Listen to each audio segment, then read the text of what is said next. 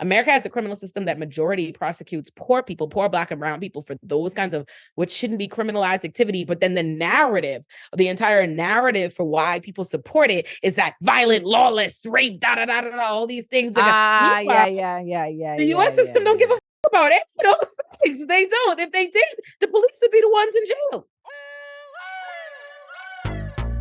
Small doses, self-help from the hip. Small doses, we're talking that shit. Small doses, and keeping it real. Small doses, with me and Nana Seals. It's so funky. Now, what's happened, y'all, is that we have basically started an episode without starting an episode because we're in it already. Welcome to Small Doses. This is pronounce your last name again. Olurin, Olayemi Olurin. Because I always talk myself out of it.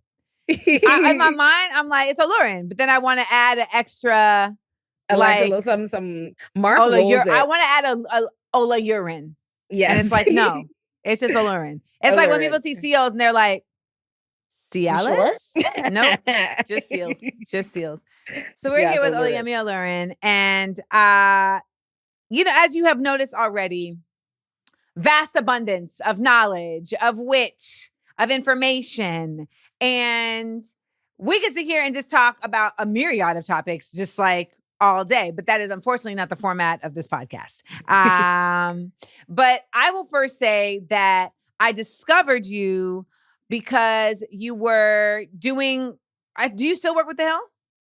I was never working for The Hill. I was just guest. I know it's a popular, everybody thinks you go. I think I just set The Hill on fire for the week that I was hosting. So everybody saw I work for The Hill, but I did not work for The Hill.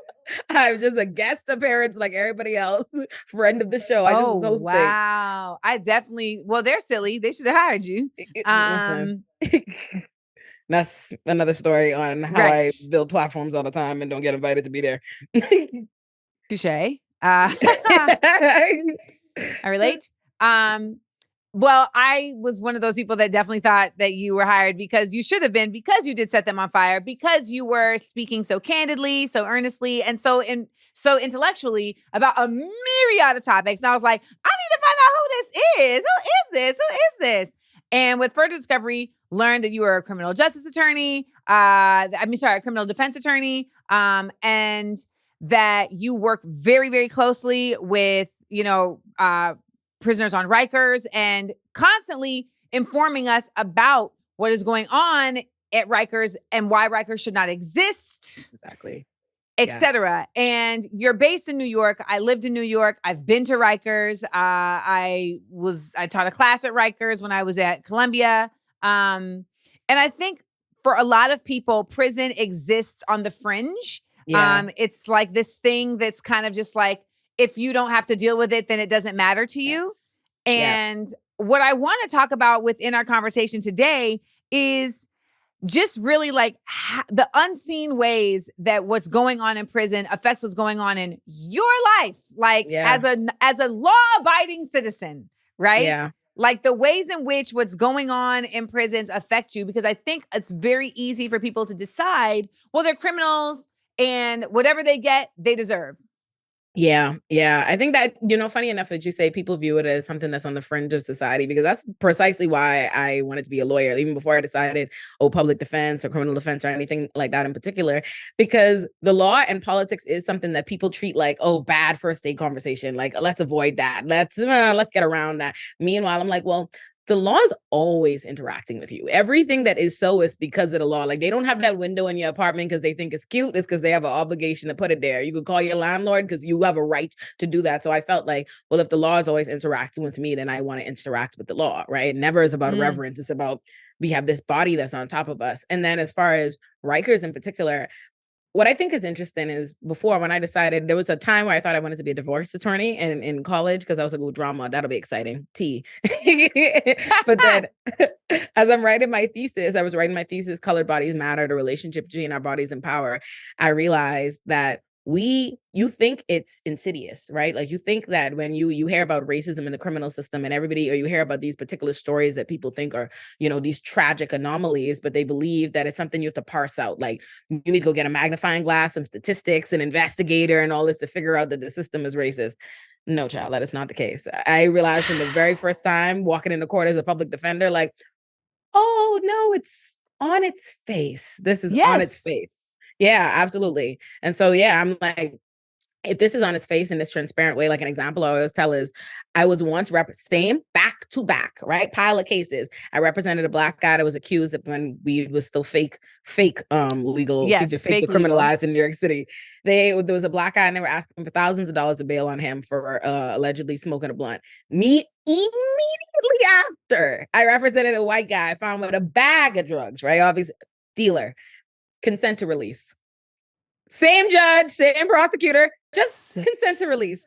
And tell me what consent to release means. Consent to release means we're not going to put up an argument. We are going to agree, the prosecutor and the judge, that we're just going to agree to release them.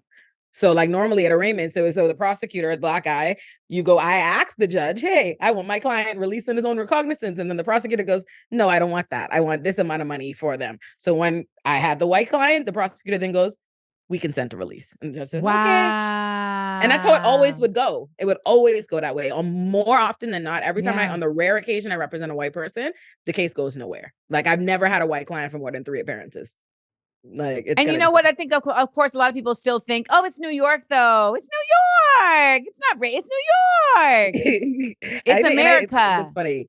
And I think it's funny how that myth gets spread, right? Like I always think that's interesting that New York City is simultaneously painted like this is progressive blue utopia with all this diversity, while also being painted as Gotham City with one of the most racial, like, let me put it to you this way. Rikers is over 95% Black and brown. There are over 10 million people in New York City, 42% of whom identify as white. So why is Rikers, a place that's been open for over 100 years, over 90% Black or brown? We think that's a coincidence? And none of those, 85% of everybody at Rikers has not been convicted of a crime. They are pre-trial. So is it a coincidence that a city with 10 million people, 42% of whom are white, the vast majority in its pre-trial detention centers are just people who are too poor to afford bail and are being held in one of the most, a human rights crisis, an abomination of a pretrial detention center. They're all just conveniently Black or brown. Well, it goes to show why when Jordan Neely's life was taken on this train in New York, I think a lot of people were surprised that New Yorkers were so in support of this situation, especially this mayor. And it goes to show, like, no, this is a city that's in a state, that's in a country that is racist to the core and still has in its constitution that slavery is legal if you are convicted or if you're even in a situation where you could be convicted. Absolutely. Absolutely. And it never looks at the system in its entirety. Jordan Neely is a perfect example of so many different aspects of the way that New York criminalizes poor and Black and brown people, because Jordan Neely is somebody who has failed on a myriad of different levels. Right. Funny enough, one of my colleagues and friends was his attorney at Legal Aid, was his attorney for many years. So I was already familiar with Jordan Neely before that even happened. Oh, wow. Because he's somebody she'd been trying to get help for years. Like they had been showing, if you've seen the videos of him performing on the subway, how that happened was Jordan Neely's mom was killed like many years ago. Yes. So that combined with mental health, brutally murdered. So think about how that impacts. It's funny when they talk about crime, I always think it's interesting. They will make crime out to be Black or brown, Black on Black and all this different things. But how are we simultaneously the defendants and the victim, and you still don't give any kind of humanity, right? Because when you look at it, the Jordan Neely, who these people will justify that the system should be abusing them and it should have criminalized him and all of this, but it will never look at the failure. Like crime isn't thought of. He isn't thought of somebody who was a victim of crime when he lost his mother, right? Nobody looks at how the system had failed them up until that point and how it's failed them afterwards. But suddenly he's just purely the defendant. There is never this acknowledgement that the same people in our communities that you are, labeling the criminals and the criminal defendants are also the same people on the receiving end. They are in that same community receiving all of this suffering and trauma and these failures of the system. So Jordan Neely is a compounded effect of the way that New Yorkers are forsaken, between his homelessness, between his mental health, between the criminal system continuously just funneling him in and out of the system. And that's also something I think is interesting. They'll talk about his rap sheet of how many cases he have, but that never becomes evidence of the system's failure. The system was obviously already involved, right? Why is that not a reflection of the fact that continuing to criminalize this person who is homeless, who we know have mental health issues, has not led them to not get into running with the laws? That has not helped them at all, right? So is that not a reflection of the system failing? But no.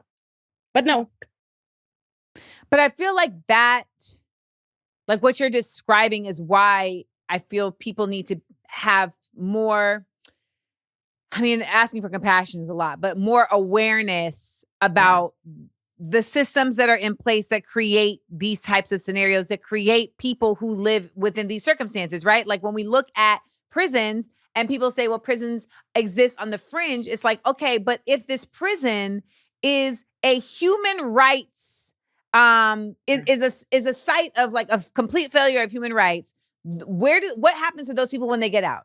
Right. They are now coming back into the society that you're in. Right. And it being on the fringe is intentional, right? Like that's something, prisons are intentionally placed far away from us or made incredibly difficult for us to visit so that we see them as other. Because if you think of Rikers, I always say Rikers is a place that infamy works against it. Everybody's heard of Rikers, but they have very little understanding of what Rikers is, because everyone's heard of Rikers, but the minute you say it's a pretrial detention center, people are like, what? Because they think it's this infamous, terrible place for terrible people. They don't realize, no, Rikers is the fate of anybody that gets arrested in New York City and does not have the money for bail, which then goes to speak to, well, who is arrested? Who is criminalized? Who are they putting there? And who's being subjected to the system? But it doesn't get assessed that way at all. Can you talk to me about bail? Because I think a lot of people are getting more, they're becoming more aware simply by the nature of like the cash bail systems being removed in certain places. I think in Illinois and California just passed a no cash bail. And that I know that strikes fear in the hearts of some, because they're like, that means that the murderers, they're all going to be out in the streets. And I wanted you to just shed some light on what exactly is cash bail so people can really understand why this is a good thing.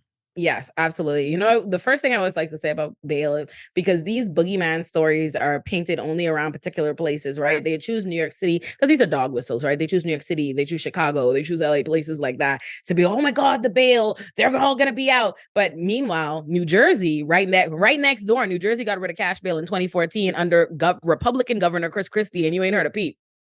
What? I did not know that. They've been without cash bail for almost 10 years, baby, under their Republican governor. You see how they be trying to, you know what I mean? You see? So it's funny. Bail is painted. America is funny because America has a lot of propaganda slogans that it just throws out and then people believe it, even though there's nothing legally to support it. And I think the perfect example of that is, innocent until proven guilty. Not in this country, baby. Not no. So to give an example of how the U.S. like weaponizes this cash bail system is this: there are about 2 million people incarcerated in the United States. Over 400,000 of them have not had a trial. They are there pre-trial. And I think also important to recognize is suicide is the largest cause of death in local jails and prisons. And most of those people that commit suicide are held in a pre-trial detention center for about a week before it happens. So let's understand. I feel like that's the larger array that we need when we really look at how horrific this is. Wow.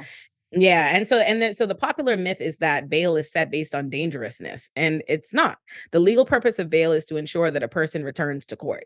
That is what the purpose of bail is there. When you go in court, the argument you are making, me making the argument to why you should be released is based on whether or not there's evidence that you will return to court. So if I say, hey, this person lives in this community, they've lived there for this amount of time, they have a job there, their family's there, there's every reason to believe that they should return to court. And if a prosecutor is trying to make an argument that somebody's not, because that's what bail is supposed to be, bail is based on that, not on dangerousness or anything, because again, these are unsubstantiated charges. At arraignments, there are no evidence presented. At arraignments, all it is hearsay. That's literally what a criminal complaint is, right? Is someone said this happened. That's it. No evidence is shown to anybody. So the arguments that we are making is based purely on that. So I'll say this person should be released. They have ties to this community. They're going to return. And the prosecutor would say something like, oh, well, they have a criminal record and this many times they failed to appear in court.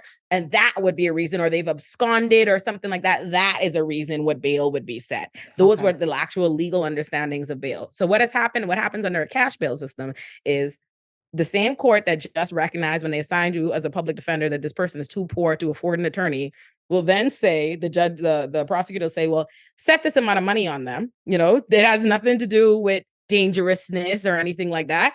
It's not under crime. It's set this amount of money. You have it, you can come out. You don't have it, you don't. And that's why in a criminal system where over 80% of the people incarcerated in America were beneath the poverty line before arrest, they're stuck there. So without a cash bail system, how it works in like in New York. New York still has a cash bail system, but we had bail reform passed at the top of 2020.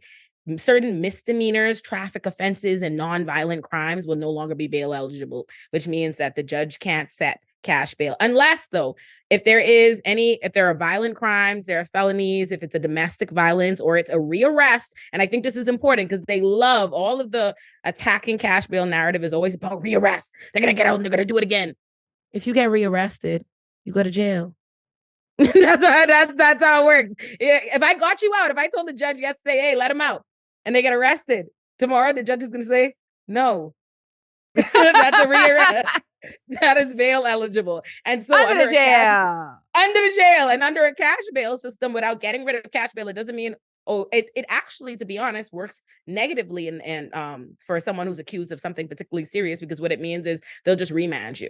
They'll say you have to wait pre-trial altogether. You will just be in. And that's what Jersey does. So if you're accused of gun possession, anything serious, violent, remanded. And that's what will happen now in Illinois that just got rid of over the Pretrial Fairness Act. So it's a myth. What happened in New York City is we already had the failure to appear rate, the failure to return to court was already very low. Like over 90% of people already returned to court prior to bail reform. And since passing bail reform, more people have returned to court, and less than I think it's less than a couple of percent of anybody is rearrested for any kind of felony or violent crime. So that's just not the case. But still in New York and all these places, if you're accused of a violent crime, they're going to set bail on you or remand you. So it's just a myth.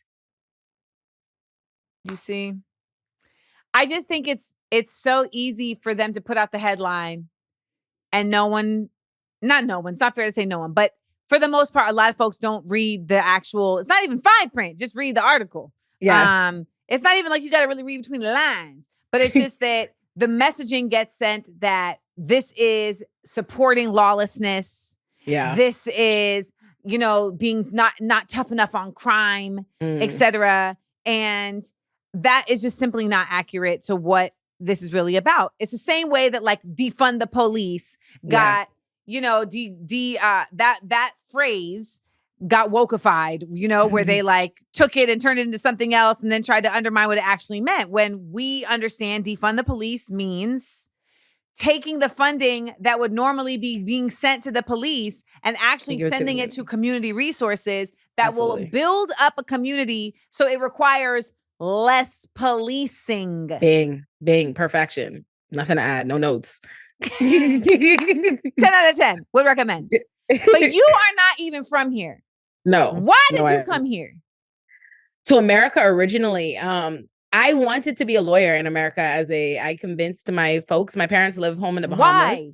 What made you decide to leave the crystal waters of Bahamas? I think I am from Nassau. My island is 21 by 7 miles long. The conch fritters. Yes, listen, and I'm a Bahamian supremacist, so don't even get me started.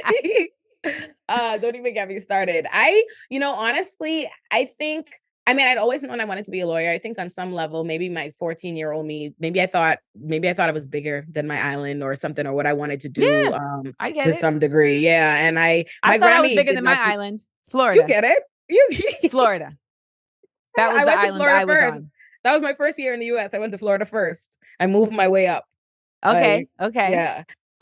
So yeah, I convinced my folks, like, I want to be a lawyer in America. When I looked into it immigration wise, I was like, it's going to be so hard. And that is the understatement of the century, by the way. I wish I could go talk to 14-year-old me about these choices. But I convinced my folks. My daddy was not with it. My mommy was. So she sent me, like, without my daddy co-signing it. It took them about a year to get on board. And then eventually they got on board and, sent my other sisters after me, but they still live home in the Bahamas. Wait, so you came up to New York. You came up to America when you were 14? Yeah, by myself. Yes. And just went to high school? Yes. What? Yes, I did. That's a real Caribbean person there.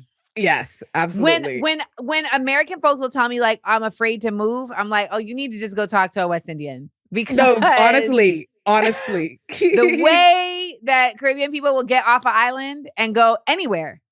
Absolutely. Absolutely. And I So think you were about that 14. now. You came to the Yeah. States, 14. How was it when you first got here? Were you like, was it culture shock? Was it excitement? What was it? Culture shock. All the culture shocks. It took me like 5 years to figure out what was going on. I'm telling you, because you have to understand, you grow up America, right? You watch the same media, you think you know what's going on, or you understand, like you just don't perceive. There was nobody to give me any frame of reference, because you have to remember, it was only my idea. Like none of my Grammy, them were not into going to America. None of my family was in America. They had no affinity for it, no thoughts. So no one gave me a sit down. There was nothing. So for me, it was like, I'm born and raised in the Bahamas, which is a Black majority country. And I'm not lying to y'all. I didn't know that there were places that weren't. Like, I never processed that. It was never said to me. So you know it's so interesting when I hear that, because it's actually not as uncommon as you think. Like the incredible journalist Charles Blow, like he said that he grew up in like a town in Louisiana. And he had Black teachers, he had Black doctors, he had Black everything. He had no idea, like once he got out of there, like, oh wait. And then my man grew up in Queens. And he was like, when he left Queens, he would see white people and his mom have to be like, stop staring. No, that's real, because I live in Flatbush now. And when I moved out now, when I go into Manhattan, I'd be like, right. I'm not in an all Black place again. I didn't move to Little Caribbean. But you know what the difference is? Yes. You don't think about killing them when you see them. This is facts. So see how yeah. This is facts. No, but this is actually real tea. So when I always tell the story, my first day, I went to school in Florida for my first year. And where in Florida are you? You're in Miami, you're in Pembroke Pines, where you Boca Del Rey. Boca Raton, Del Rey Beach. It's real. You get it. And you had family there? That's why you went to Boca Del Rey? No. This is a boarding school? So it was a college prep school. And then after that, I went to boarding school in West Virginia. So the story is going to keep getting... West Virginia? It's going to get deep, Amanda. Like, I'm telling you, like, I really... I'm locked in. I learned by trial and error, okay? I be trying to tell people I have a PhD in whiteness. I was not around none but white people. Yo, that was immersion. Yes, 100%. I wish you... On my first day, so when I first get to America, I speak... People think I speak fast now, and they have no idea what I speak like in my natural form. When I first got here and I'm speaking Bahamian dialect, which is English to me. No, I understand the Americans. I figure they understand me. I'll never forget it. I get to my first class is chemistry. I'm late. It was this teacher. His name was Mr. Alper. And he goes to ask me why I'm late. I'm in the doorway and I'm telling the class this big story about how I'm late. Everybody just looking at me. Give us a taste. Give us a taste. Give us a taste. Listen, they just was over there like, I'm over here like, yeah, so I was trying to get there and I was walking over there, but the place, I'm trying to get to my chemistry class, and that the whole room looking at me, and I don't know what's looking at me like that. I'm like, no one says nothing. Every time I talk to anybody for the next 2-3 periods, it was not till lunchtime, and I found the other Bahamians, and they told me, Olayemi, they do not know what the hell you are saying. And I was like, let me find out. So that's the first thing. I'm like, oh, don't nobody get me. Then second of all, I'm not lying to you. It took me so long to figure out what was different about the composition of the room before I realized all these people white. I was like, what is going on here? Then on top of that, then I'm in Boca Del Rey, a really Jewish area. Yeah. There are no Jews in the Bahamas. There are none. There are none. The Bahamas is constitutionally Christian. That makes sense. The whole place is Black. The only mention of Jews was in the First Testament in religion class. So it's never even been on my consciousness. So I'm like sitting in the class, and I think a Jewish holiday was coming up, and someone asked, I think the teacher asked, like, oh, if there were going to be students out to observe it or whatever for the Jewish holiday. And I must have giggled internally, like they was asking about the tooth fairy, and the whole class was like, I'm like, oh, we in a new place, right? And that's my first trying to figure out. I spent that first year just trying to be understood by them. Like, how, okay, they don't know that word. That's not, the Americans don't get that. I have to talk at this pace. Cool. Then after that, I immediately go to West Virginia. I spent the first year in Florida. Then I go to West Virginia. What? I don't know what it is about West Indians, but we keep going to places in America that aren't the place to go. Like my cousin decided, okay, well, I'm going to go to Tennessee. And I was like, now? You're going to go to Tennessee now? Tennessee now is not where you want to be. And Yo, she lasted we don't know 2 better. weeks. She lasted 2 weeks. 2 weeks? She lasted 2 See, I weeks could and do a then bit. called my uncle to fly her home. Because I was That's also hilarious. like, you're going to go there, and I'm not even concerned that you're going to get lynched, but you're going to get pregnant. That's what's going to happen. Because you're not ready for Memphis. You're not ready for Memphis. You're not equipped. I'm screaming because that's definitely real. I definitely Ohio. You're not equipped. Like it's different. Yes. You know? So I was like, and what else you gonna do? And what else you gonna do but the Memphis? There's no other options. There's nothing else you have to do. She made it back pregnancy free. Love that for her. And I think she's going somewhere else, or I think she's going to like SMU or something now, which, it's Texas, but it has enclaves. Whereas like Tennessee right now, it's just like, that's not, of all the places in this whole place to go, don't go there. We don't be knowing no better. I will never, my mommy, that's one thing I will say. I think about this often, especially because I just turned 30. I remember right before I moved to America, my mommy giving me a big speech about, all the things I could realize she was right about, or what she know about when I 18 and blah, blah, blah, blah.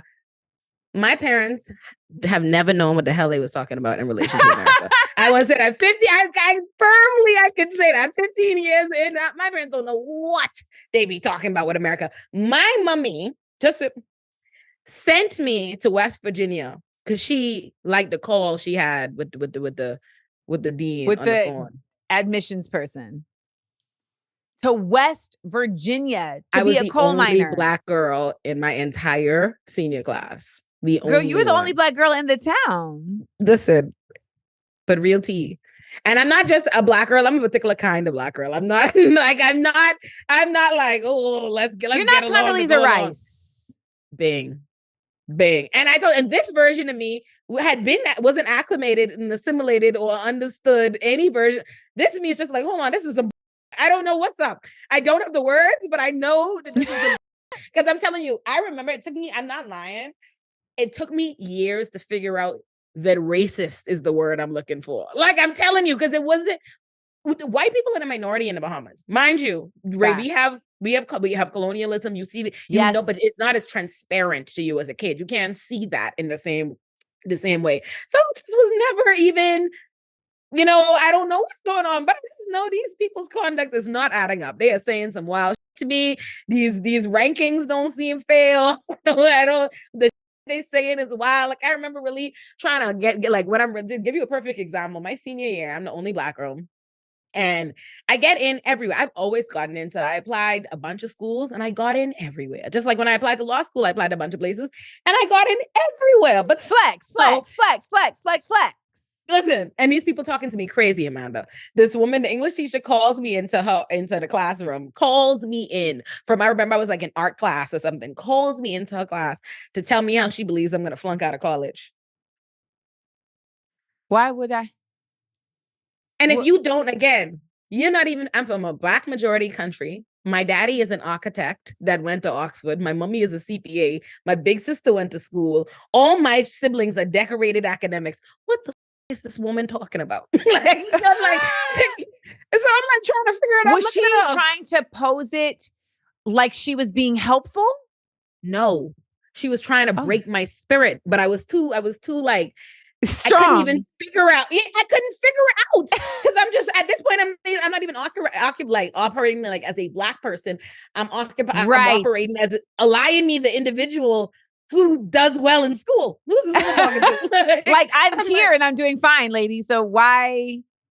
Right. But and again, if you've never even heard this, if you're not from a place where people treat your race as tantamount to unintelligent and all these different things, it quite literally doesn't even add up. The pieces don't float for me to even be like, oh, I'm Black, so this lady thinks that I'm not smart and I'm going to struggle in school and blah, blah, blah, blah. So I'm just like, what is this goofy talking about to me in this room? And it would be stuff like that all the time. They'd be doing and saying stuff and I'd be like, what is going on? And I remember they got so mad when I finally started to figure out it was racist, right?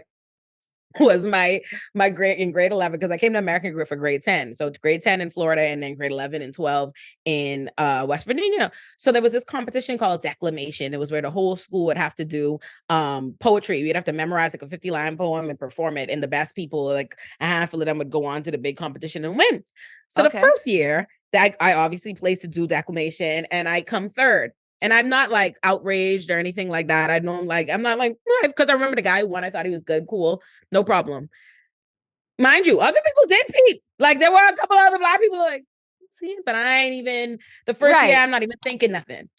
Now the next year, slaughter these people, slaughter. And I will never, and I remember it was this white girl that was terrible. And she up, and it was awful. So they announced the results again the next morning, third. So I'm like, and you know what's crazy? 2023 allowed me to have been like, this is some racist from the top. I would have given them 60 level. All I said was, I remember saying, and this is so funny about people, when people they slight you and then they have so much affront to you in any way acknowledging that, right? Because all I said was, I remember saying, that's not fair. That was unfair. It was unfair. That's it. I remember specifically that I said it was not fair. When asked about it, I just didn't. When people asked, I was like, that wasn't fair. I remember they tried to come and call me like, oh, how they don't appreciate. Oh, these good people took their time to grade that I would think is good people and took their time to be racist. Yo, and I remember that's when the math started. I'm like, hold on, wait a minute. It's adding up. The math is mathing. Yes, it took me a while. I'm telling you, I got to college. Getting educated in college was the best thing that ever happened to me. Where'd I you got to go to college school? and I'm like, Ohio University. Ohio. Oh, well, listen, I told you a PhD. Another racist place, and people may not gather that, but it is. And I remember driving through Ohio to go to Miami, Ohio to speak to do poetry at Miami, Ohio University, and passing a barn that said whites only. And I was like, okay, maybe I should turn around. Hey, no, but that's real. Very much. And you know, West Virginia is bad when Ohio was like me getting to a nice safe space. I was like, Ohio is the fun state next door to West Virginia. I'm like, oh man. Yes, that's why I had to go to law school in New York. I'm like, all right, I'm gonna get stuck. If I do another boonies, if I take the bar in the boonies, I'm stuck. I'm gonna be stuck. So we gotta go somewhere else. Let's go New York. But yeah, I learned on the fly. I really learned in application. They were saying crazy to me, and it was only me around just looking like. I mean, that is, what's the word I'm looking for? I mean, culture shock is like such a light way of even addressing that, because that's just very lonely. And very isolating. Absolutely. Not just like as in in terms of identity, but intellectually, because you're having to parse through all of this information and, context, et cetera, with a gut knowledge of like, it's different from me. Yeah. But there's no one to really bounce it off of. Yeah. When do you feel like you had that breakthrough, if ever, in your academic journey? When I figured out, I felt like I knew what was happening was when you had when do you feel like you found or did you ever find your tribe in academia? No. No. Where'd you go to law school? I went to law school at St. John's in New York. And St. John's in Staten Island? In Queens. In Queens. Yeah, no, and it certainly was not there, child. I would say, it's funny, I would be honest. West Virginia and Florida and Ohio are far more overtly racist areas, obviously, than New York. Absolutely. Right, in terms of the areas, in terms of your living personal life experience. But my academic experience was way more racist in New York City than in all the other places. Bar none. It's not even close, because I speak at my alma mater all the time. My undergraduate, they ask me, because they academically, they recognize, obviously, it takes them a little second, you Black, they're gonna pass you up first, but they get around. Oh yes, trust me. I was on the cover of Purchase magazine after they had tried to kick me out of their school. Hey, listen, these schools be and they switch up when public opinion becomes a different kind of narrative. But no, in law school, I went to a prosecutor mill, And I was the only I was one of maybe like 3 people that decided to do defense work at all in my entire class. And one of them, I think, went to California, one went to Jersey. I was like the only PD decided to be a public defender in New York. Everybody else is a prosecutor. The deans were prosecutors. Everybody prosecutors. So that was quite the experience because, we all know what it is to be the token, and especially in these white spaces, they get their one Black person that they think is really academically gifted, and they treat you at some level of acknowledgement of that. And so when I'm graduating undergrad at that time, it's like, I got in all the schools, I have all the awards, so they love me. I get to my law school and they did not choose that for me. I wasn't playing ball enough. If I had been a prosecutor, if I'd been somebody who wanted to be a prosecutor, I've been big law minded, it would have been different. But I am me, and we were in disagreement all of the time. Yeah. So I didn't realize that there was such like this, what's the word I'm looking for? Like not hierarchy, but there was like this preference, I guess, for like prosecutors versus criminal defense until I really got older and started to realize, like, yes, because criminal defense, you're going to end up representing Black and brown people more often than not. And the assumption is that they are guilty. And the prosecutors are protecting the good of us, America. Yes. And that those people don't even deserve to be represented. Because, when you're younger, you're just like, oh, defense is the bad guys, prosecutors the good guys. Because we're fed that. My own niece said, and that's how propaganda, we'd be very, very indoctrinated to believe that from very young. Because my own niece called me up one time and she was like, oh, you a prosecutor? She was like, Auntie, you a prosecutor? Or, and I was like, no, baby, Auntie is a defense attorney. She was like, oh. And I was like, no. We the good guys, baby. Let's talk about it. Well, like, you're not representing Casey Anthony, Yes. Yeah, and that, right. Very much so. And that's funny. People say things like that to you. They'll be like, oh, well, what about when you're an abolitionist or a defense attorney? Well, what about insert some kind of white person that doesn't get prosecuted by our criminal system? And on the rare occasion when they do, are they convicted? And what's the, like we just seen Sam Bankman-Fried, whatever his name is, just walk right out of court. Walk right out of court. The chick, Elizabeth, the one with the blood. Holmes. Elizabeth Holmes. Yes. She still ain't seen a jail cell. You see what's up? Holmes is at home.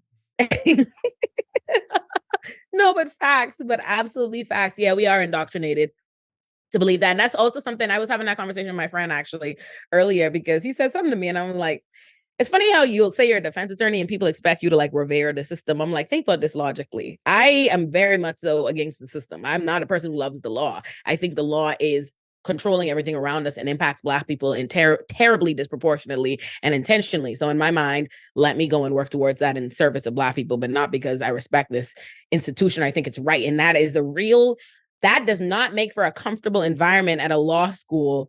That is the foundational opposite. This is about a celebration of prosecutors and blah, blah, blah. So why did you choose to go there? Did you know it was a prosecutor mill? I know no better. You can't know no better. I got in. So I got in everywhere I applied to law school, and I chose based on full scholarship offers. Like, I'm gonna go where I don't gotta pay. And it was between them and Michigan State. And I thought I was going to go to Michigan State because they were really nice to me during the like recruitment process. But when I went to visit the school, like on the visiting day, I went with a friend of mine who was a Black woman too. Everyone else sat on the opposite side of the room from us. The entire room sat on the opposite side of the room. And I was like, you know what?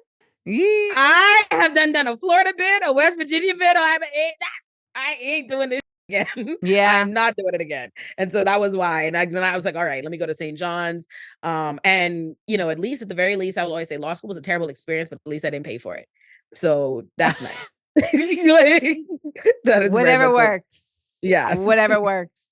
I mean, you talked so much about prison abolition. And I know for a lot of people, those two words seem just counterintuitive, right? Yeah. It's like, how could we exist? How would this ever work?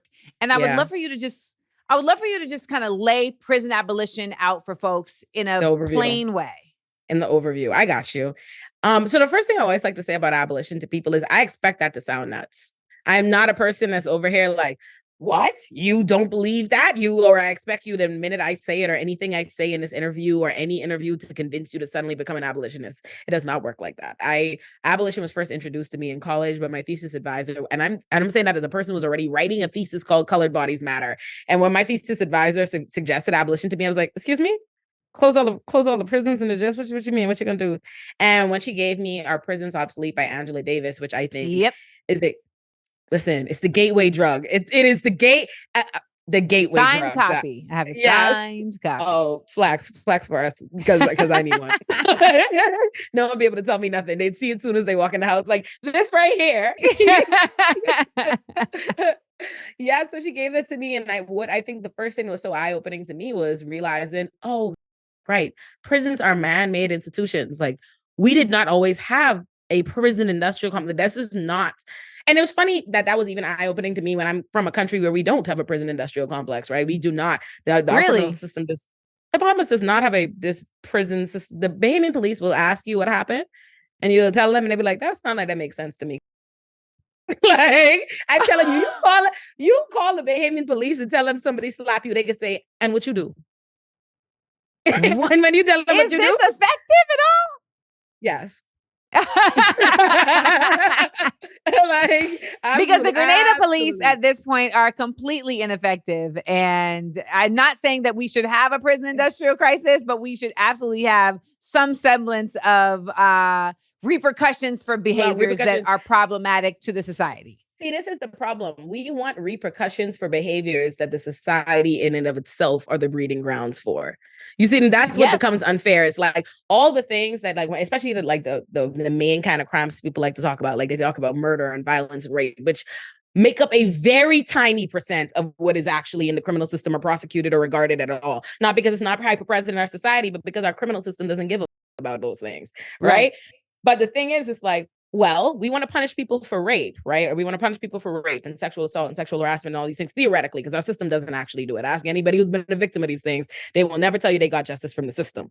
But we do not, and we violently respond to anybody's suggestions should exactly do anything about rooting that out in terms of how those attitudes come to be, right? We never want a system for that. Like, hey, can I get an education system that do something about why people don't seem to understand consent, why you don't seem to see women as autonomous beings, why you don't think men can be the victim of abuse, why all these different things? We don't want to address any of that, but we want repercussions for playing out or manifesting the attitudes that we are teaching people. So I would say the Bahamas definitely, we have the problems, those kinds of problems are there because the Caribbean is very conservative in terms of social ideology.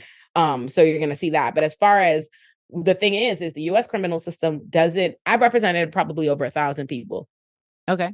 I may have one person charged with rape. You know what I mean? Like a couple of people, they're mostly regular human interactions. Like a mother called the police because her kid was upsetting her. People was banging on their neighbor's thing. You were fighting, arguing with your very regular kind of everyday human activities that do not need the criminal system to resolve them or to weigh in on them. But that is how America goes about it. So then what happens is America has a criminal system that majority prosecutes poor people, poor Black and brown people for those kinds of what shouldn't be criminalized activity. But then the entire narrative for why people support it is that violent, lawless, rape, all these things. The U.S. system don't give a about any of those things. They don't. If they did, the police would be the ones in jail. Say it again. Listen, it'd be the police in jail. It would be the police in jail, and they never want to talk about those things. They won't talk about the fact that police solve less than 2% of crime. They won't talk about statistically the amount of rape and domestic violence and sexual assault that happens and by police. Statistically, those things. They won't talk about the fact that 80% of everybody in the criminal system made less than $12,000 annually prior to their arrest. They don't talk about the 2 million people incarcerated, the 400,000 of whom are there. So the thing about abolition is this. It's not about, we recognize, it is not that I believe, I'm saying to you, I want them to close all the courts and fire the police and open up all the jails tomorrow. No, I'm not saying that because they wouldn't do it regardless. But more importantly, we don't have the infrastructure for doing that. This is not me saying that I believe crime is made up or that you don't experience crime or harm. No. I'm saying that I actually want us to address those things. And right now, the U.S. has created a prison and a criminal system that is a profit system that is meant to reproduce all of those things. things, and they want those things to happen in our communities. And that's why the same communities, generation after generation, are lose less money. They're losing money, losing resources. Meanwhile, those things are all being put into our incarceration and funneling us into this entire cycle of experiencing the same harm and the same that. So I'm saying, instead of continuing this policy decision, because it was a policy decision when the prisons expanded in the 60s and the 70s, instead of putting all our money into this massive prison industrial complex, you would start taking away that money from the prisons and the policing, and instead give that to those same communities to be able to afford their education, their housing, their healthcare, the mental health that they need, so that those communities do not have to be policed and criminalized in a particular way. And that way we get ourselves to a position in the future where we do not have to have this massive criminal system. None of this, whether it's talking about abolishing prisons in this fashion or defunding the police in this fashion, none of this to me feels like it is rocket science. The organizations to receive the funding are there. They exist. Yeah. The connectivity to the people, it is there. It exists. The only thing in the way are the people who do not want these changes to happen. They don't want these communities to get on their feet. They don't want there to be positive, leveling up, because to your point, it undermines their ability to use us at their will, to fund their pipelines to prison, to support, to actually do the free labor that they're doing in prisons. I don't think people understand. Like, there was a brother who was talking about how he was in prison in Texas and he was picking cotton. Yes. In general, people don't get, and America does this clever thing where they condemn a part in order to preserve the whole. And by that, I mean this: America will feed Americans. America gave Americans the private prison narrative so that people go, oh, get rid of private prisons. That way they can say the problem is not prisons. The problem is not prisons or this criminal system. It's the private prisons making money. It's whacking. Meanwhile, private and public prisons all use prison labor. They make collectively over $11 billion on goods produced by incarcerated people every year. That is happening in private and public prisons. They are not being paid for this service. And that happens in both places, but the narrative becomes that. And so people focus that energy there rather than the fact that the entire system is this. They don't look at the fact that the loved ones of incarcerated people owe over $28 billion in every year in commissary fees and phone calls and all these different things. It's a business. It is a business. In New York, if you look at they have conventions. Rikers is pre-trial. They had them at the height of the pandemic. Cuomo had them making the hand sanitizer and the mask and all these different things for us to be able to use. Meanwhile, they're in Rikers dying, not able to use it or socially distance for themselves. But they are in Rikers pre-trial detention center. People are being forced to produce what we need. So it is happening across the board. And the funny thing is, America likes these euphemisms. Like, they'll say, oh, the new Jim Crow or slavery 2.0 or modern day slavery. No. It's actually just slavery. And that is a fact. Like, the Supreme Court, in the same breath that the Supreme Court established the means to abolish the practice, they also established the means to preserve it, right? They say slavery is abolished except people convicted of a crime. I really feel like people don't understand that these are laws that were written. Yes. So they don't understand that they can be unwritten, they can be shifted and morphed in whichever way is decided. And the actual Constitution is made so that it can be amorphous to whoever's got the power, right? Exactly. And so when we look at like the 13th Amendment, that was written in the Reconstruction, and it was them saying, okay, so, all right, we're going to say no to slavery, but you have a whole room of former Confederates that are also in Congress now that are like, well, hold on. Wait. Let's not get out of hand. Let's not get carried away. We could throw a little something in there for us to do a little something with, you know? Well, what about them prisoners? I mean, they're not doing nothing good for society. Might as well pick some cotton.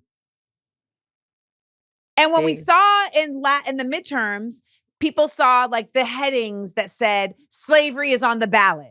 In these 5 states, slavery is on the ballot, right? And people were like, I can't believe this. I can't believe this. And then I had to explain, like, okay, this is like, sensationalized heading to get your attention, but it is slavery.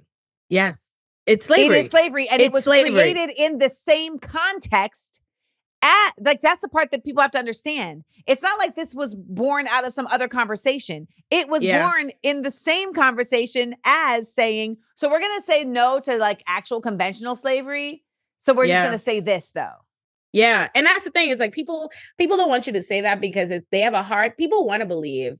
They want to believe that they have conceded to and that they recognize the that is slavery. And obviously, unequivocally, they would have been against that. They would not have been somebody saying, but the South relies on that. Oh, this is a big business. This is an industry. What are they going to do? But they would say that because in fact, present day, if slavery is a system and by which a person is held against their will, they are denied of their freedom and their civil liberty and forced to produce, to use their labor and produce goods for the money for somebody else.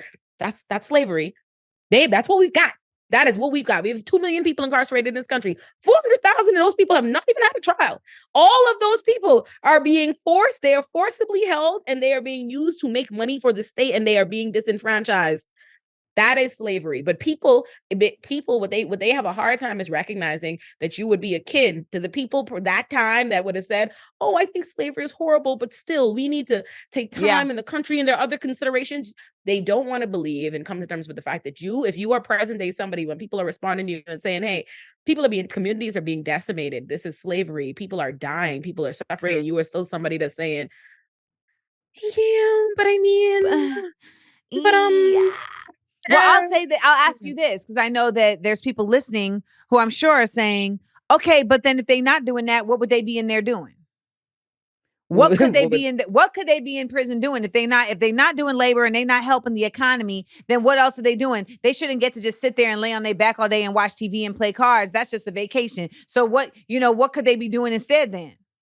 I think something I want to shift towards, and I'm going to start explicitly, is I want to start advocating for a politics of selfishness, because I think people believe in all of our advocacy, people always feel like you're asking them to do a favor. They always feel like you're asking them to care about other people. And I actually want to ask you to care about yourself and recognizing that maybe sometimes being punitive towards the next person isn't going to do something for you. Like when you ever hear the saying, when your hand is in the lion's mouth, ease it out gently. At the end of the day, like you don't have to like your neighbor to recognize that cussing him out is probably not going to get him to agree to what it is that you want him to do, or whatever kind of violent this or these kinds of things. People say to you, they'll say, well, what about the Nordic model? And then they have a Nordic model over there in Norway where they treat them nice and they have this rehabilitative system. And it's like, yeah, because everybody there is white and an agreement that they recognize that what they deserve, for the betterment of the whole. They deserve this help. They deserve this. And what will better us all is if I get you the help you need. You don't need to love your neighbor, but do you love you and recognize that, hey, if you want to live in a society that's free from crime, if you want to live in a society that's free from violence, free from rape, free from sexual assault, free from all of these terrible things, if you then create a box with nothing but that rampant in it, and you put the same people who you say were already inclined to be violent and commit all this crime against you, and you say, hey, go buck wild, defend yourself, save yourself in that box, and come back. And then come back. See what you learned. And come back. What the do you think they learn? And while that's happening to them, even if you think that person, if you think your approach is going to be, oh, well, then let's just lock them all up and throw away the key. Let me ask you a thing. What happens to their children out there that are grown? What happens to their children, their cousins, their mommy, their auntie? How do you think those things impact that? Because something people love to talk, when they talk about crimes of poverty, they like to restrict it to like, oh, I stole some food, and then exclude violence and exclude all these other things. Like those are not crimes of poverty. Like those things are not brought about by a society that preys on you. And I always say is, when are you your best self? You know what I'm saying? Like when I'm broke, it's not just that I'm broke. I'm not just liable to steal some money to go pay my bill. I'm also liable to curse you clean the fuck out. I am far more likely to fight you. I am far more likely to consider your interests so much less when I am not in a good position. But if my bills are paid, if I have community, if people are being nice to me, I am so much more likely to consider my neighbor. Yes. And so that's what I want to say is the politics of selfishness is recognizing that wanting good for others or wanting to put other people in the best position to succeed is so that when that person can succeed, they have no interest to bring you down. They don't have to want to bring about your failure. So that's my answer. Well, we have some questions that the people have for you. Yes. And so y'all know what it is. It's time for us to head on over to the Patreon, to the Amandaverse, because the SEAL Squad wants to get in on some questions. And they are very good questions because we have a very intellectual base of people here. So see y'all over there. I would love to go be a city girl. I would love it. I want to be a city girl, and you think I don't want to go chill out? I want to go talk mess and crack jokes. Like, no. People think I be joking. Like, I talk about the pop-up girls all the time. Like, I have my, him is in jail. You see Mojo Jojo beat up. It says the propaganda girls, Mojo in jail. Because as a kid, I love me some pop-up girls, but I never realized, hey, them to the police. They are literally created by a rich white man to work for the mayor and get called on to beat the shit out of the people of color at any given time. Like, as soon as they see Mojo Jojo come up, put him up in jail. Think about it. Him, Mojo, Fuzzy, like, hey, yo, you see it? And should you think about it, a year's worth of criminal case appearances gives you all those opportunities to miss a court date, to have something else going on or whatever. And then what happens? Now for some case, you are risking getting incarcerated, a criminal conviction, and all of this. That is what happens in Brooklyn very often. I am always astonished and empowered by your brilliance. I think when people saw that the title was the pipeline to prison, they probably thought, oh man, like this gonna be, super heavy. But what I think is really great about your way of explaining things is that it always feels like there's a hopefulness in just the realities that these were things that were man-made and they were put in place, and therefore they can be man-changed, right? Exactly. And in order for that to happen, there has to be education. There has to be unity. There has to be a choice shift. What do you feel like is the biggest obstacle to prison reform at present? Access to information. I think something that a myth I think we're painted on our side of the fence is people make you feel like to be somebody an abolitionist or to be someone who believes in reform or progressive or anything progressive in you. They make you feel like you need to have the strongest, most every case fight, and be able to resist every. Meanwhile, the most pervasive views and schools of thought and ideology in our world are the flimsiest, the most easily debunked, stupid. Everything out of the mouth of the right, everything that we dealing with is nonsense. But the reality is you hear it more. You don't get to hear our viewpoints, which is why, to me, it is not a coincidence, and they never talk about them together. It's not a coincidence that the summer of 2020 happened and then book bans happened and everything that they do with the schooling system and all of that, even though they don't tie them together, because the reality is, I always say this, it's like, I would have been a lawyer regardless, but I wouldn't have been this kind of lawyer. I became the way I am and the views I have because my thesis advisor and with the information that they made available to me and what they taught me about abolition, I could have easily been just as smart and go just as hard to be a prosecutor. I could be doing the wrong things, you know what I mean? But I was changed. The information I was presented was different. So to me, it's not being a lawyer is what makes a difference. Is education, is what we're told and what we share, and recognizing that people get defeated. And I noticed this from a lot of my fans. It's like they feel like there's some piece of information you're supposed to be able to give them that they are going to go armed in every debate with, and it's going to change that person's mind. It don't work like that, baby. It does not work like that. No. I do not want anybody to, and I don't expect anybody to hear me talk one time, one conversation, and be like, I'm just going to abandon the entire worldview that I have built my whole foundation on. But what happens is over time. Like, I didn't become an abolitionist when I got our prisons obsolete, but I am now, and I don't know what day that happened, right? So information to me is going to be what really changes it for us.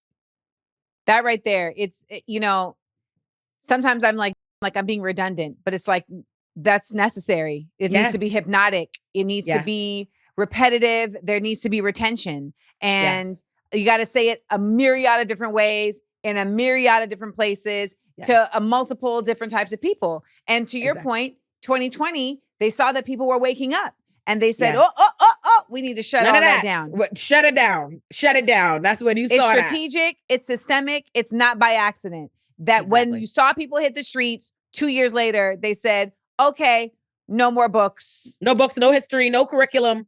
I don't want that. They say, I want to see that. And that's why, because if people know, at the end of the day, people don't know. They're being educated and indoctrinated in a society that wants them to feel a particular kind of way. So they just aren't aware of certain information. And when you make them aware of that, that changes how they go about certain things. And so they're trying to stop us from making people aware. But we won't stop. We won't. Can't stop, won't stop. Hey, Rockefeller Records. All right. Well, tell the people where to find you. Yes, find me. Well, first of all, my YouTube show, Olurin the Show, which Amanda needs to get booked for my next interview. So Olurin the Show on YouTube. And my Twitter and my Instagram, my TikTok and everything is Miss Olurin. And my Substack is also Olurin. There it is. The genius, the brilliant one, and the purposeful Olayemi Olurin. I'm about to call you Olurin. You just say Olay, make your life easy, Amanda. Well, you pronounce your name 3 different ways in this interviews. It's Olayemi, but I say Olay. I just go by Olay. I was like, she just said something different than I've heard it. I'm like, wait, okay. I'm calling you Olay, and that makes me feel like a white woman in a school. It is absolutely okay.